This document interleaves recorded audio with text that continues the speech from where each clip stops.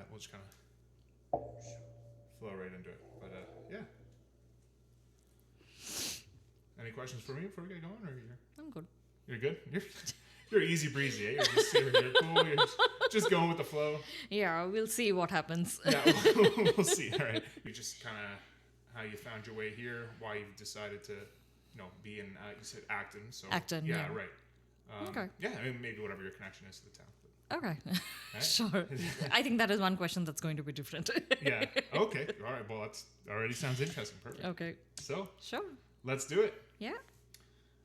Naturally, I like to start things at the beginning. So why don't you tell me where you were born and what life was like for you growing up? Sure. My name is Smriti, and I come from India. I have spent my better part of my life in India, and I moved to US in 2017 and to Canada in 2018. And I worked here as an HR manager for a year. I have my background in HR, and but the idea of having a business had been simmering for quite some time. My husband and I had been talking, but we never had a clue about what kind of business we would be getting into. And we were dog parents, and we were first-time dog parents. And I think apart from our educational backgrounds and business backgrounds, the only thing that we knew about was dogs. And there you go. That was a natural inclination. And I loved dogs. I still do. I love dogs. And that's how we started. Let's do something in the pet space. And PawzNDogz was conceived towards the end of 2019. And it was a pretty new thing for us. It was a leap of faith because we were only 1.5 years old in Canada. And we didn't know how businesses worked in Canada. So I had to do a lot of research to find out how businesses are established, what are the legalities around it, and how do we do things, how to procure products, how to trace your customers, what kind of consumer behavior exists in the pet industry. We didn't know anything. So, and there was no time to actually sit back, learn, and then execute. So everything was done on the job. And obviously, we had a very steep learning curve. It took us some time to figure out things, test the waters, and see what works, what does not work. And we have had our fair share of challenges, yes. And probably that journey has been slightly longer because we never had a network over here or a relevant friend circle who could introduce us to people or who could introduce us to ways of working or where to find our customers and those kind of things. So it was more of a self-discovery / research kind of thing. And that's how it took us some time to kind of stabilize ourselves. I think that part of the journey was slightly longer for us compared to the other startups. And now we are in a very comfortable space. We have network in the industry. We have learned the ways of how things are done in the pet space and in the Canadian pet industry. And now our products are available in 1,200 plus stores across the world. Oh, wow. Yes, Yeah. Canada, Okay. Wow. US included. Yeah. Of course, some part of Europe, some part of New Zealand, Australia, and Taiwan as well. Beautiful. Nice. Okay. Okay. So I'll slow you down just for a second. So Sure. yeah. Sorry for the monologue. No, that's okay. That's fantastic. So that's great the way that you learned kind of like a baptism by fire kind of thing. You had to throw yourself in there.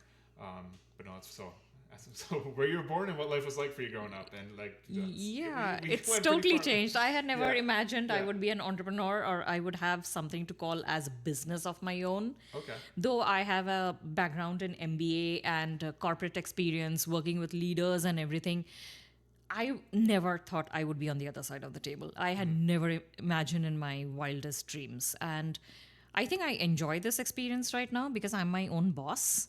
I'm able to manage my time. There are times when my family needs me more. I'm able to push business to the back burner. And there are times when the business needs me more, then the family is supportive enough to help me take care of important things in business at that time. Right. Beautiful. That's good. Yeah. So yeah, a lot of time management going on. Very good. So If you don't mind, I just want to take it back a little bit. Sure. So you said you spent a good chunk of your life growing up in India. Mm-hmm. So were you always around dogs even as a kid, or like what was kind of like your home life like there in India? No, I never had dogs when I was a kid, but I somehow loved dogs as such. I had some kind of an affinity, but never had really had a pet. The first pet or slash daughter that we got was in 2014 after 1 year of my marriage. And I was deep down in work. I was not ready to be a dog mom. So motherhood happened by chance. And it grew over a year. And after that year, the love started growing so much that when my first dog passed, she left me a big wreck. A big part of me went with her. Right. Yeah. That's always tough. Like losing one of the family. Yeah. Yep. Yeah, I've been through it a couple times myself. It's never easy. Yeah. Okay, so grow up in India.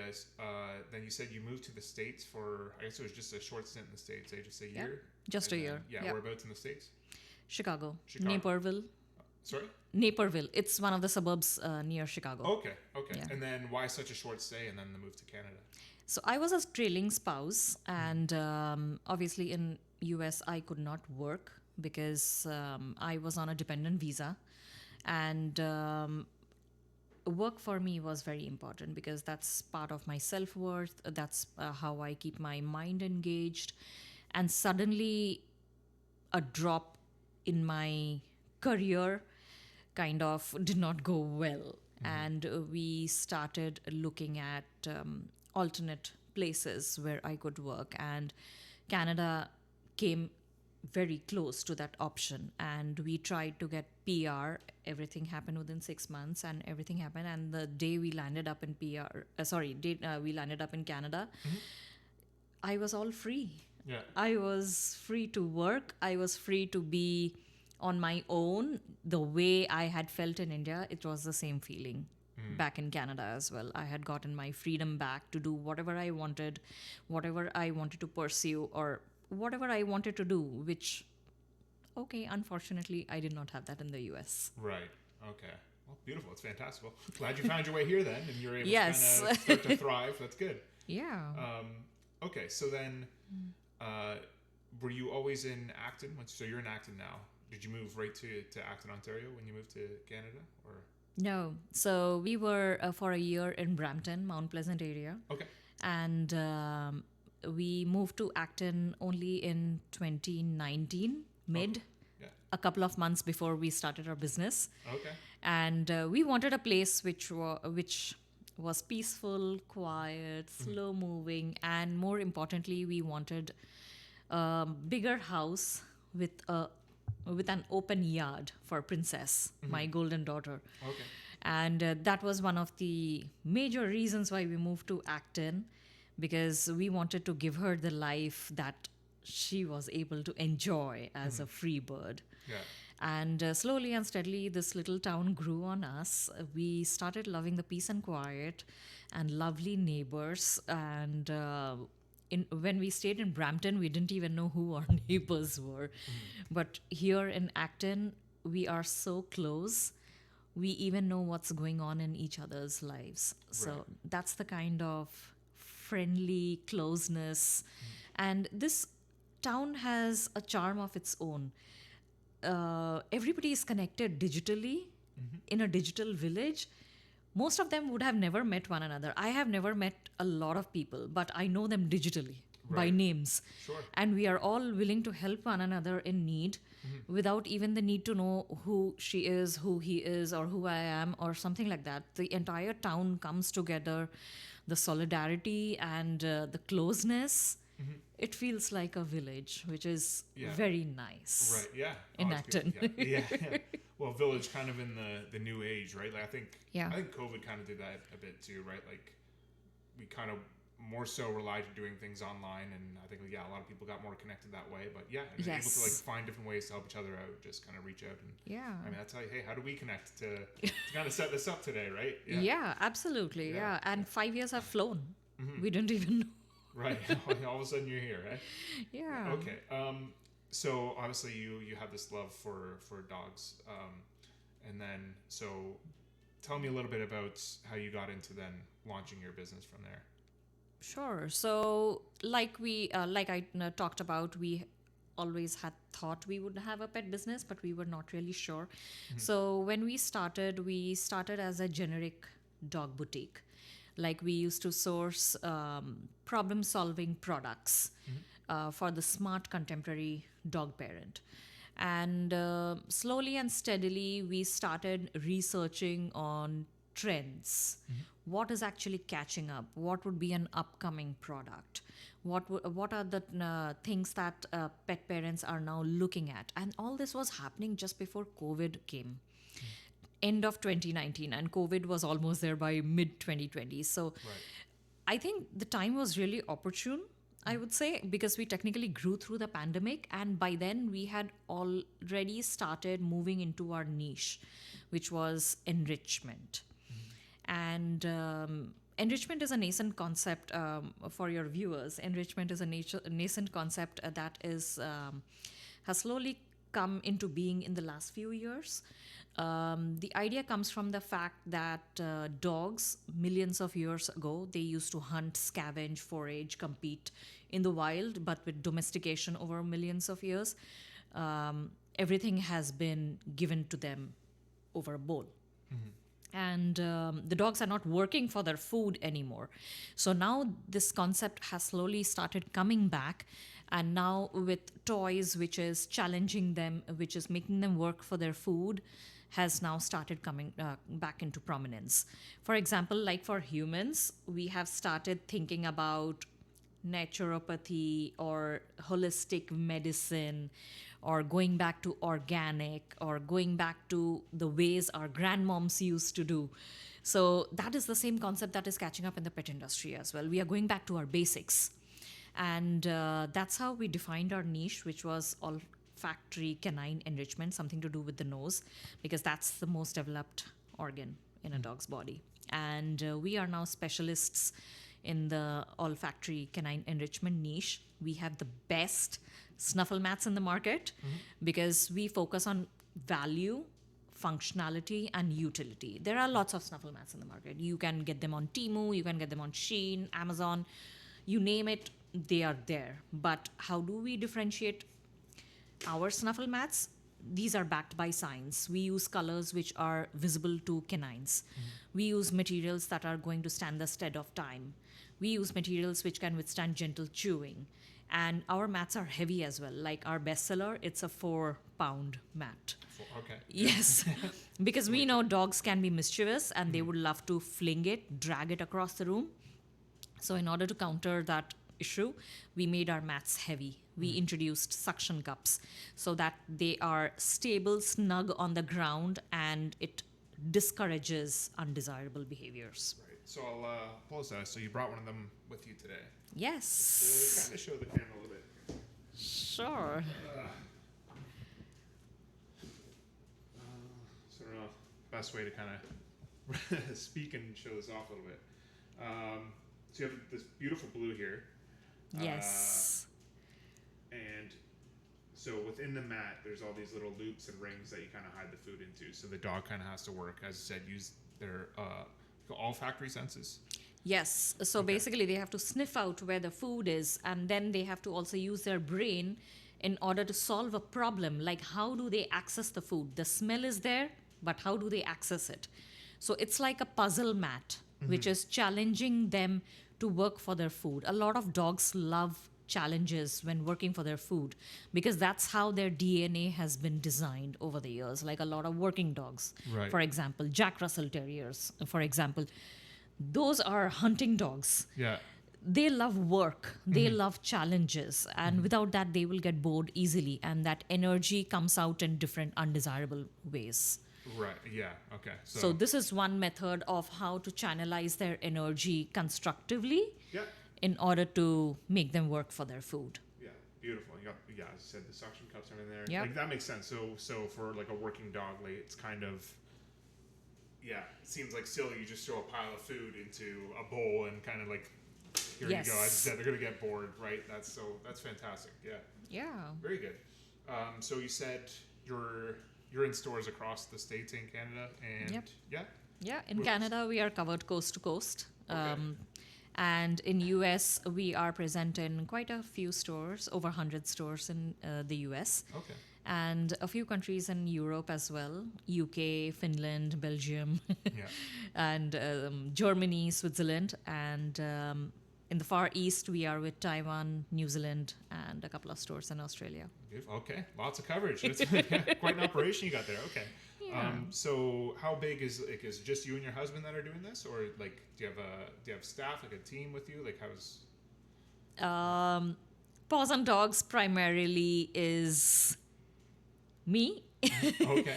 and my husband who supports me Yeah. with my back-end operations, and we do not have any employees, but we have smartly outsourced some of our critical functions Right. like finance and marketing, Okay. and some of the major functions, especially like customer service, stays with me because customer service is something that is one of our key differentiators. We believe in agility, respect, approachability, and quality. So we do not want to become like one of those big organizations who grow so big that they have forgotten about their customers. Sure. We want to make our customers feel that they are part of our family. And every purchase that happens, our family grows by one.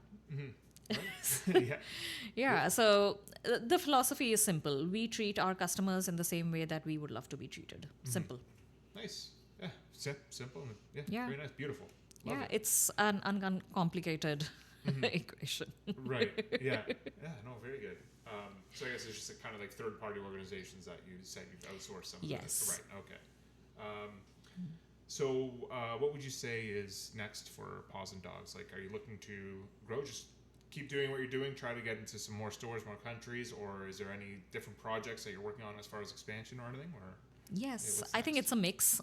yeah. Obviously, our vision and our dream is to become a household name, to become a household staple for every pet household. And when we started with dogs, but now our Snuffle Mats are also received really well by cats and other kinds of small pets as well. Oh wow. So we are also learning in the process.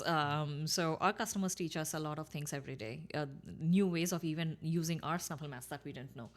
And yes, we want to expand ourselves into more countries, more pet households, and yeah, there are a few new projects on our mind that we are working on as well. Right. Okay. So all right. We'll have to keep an eye on that then. Eh? So something's Yes. coming around the corner. Okay. Beautiful. Very good.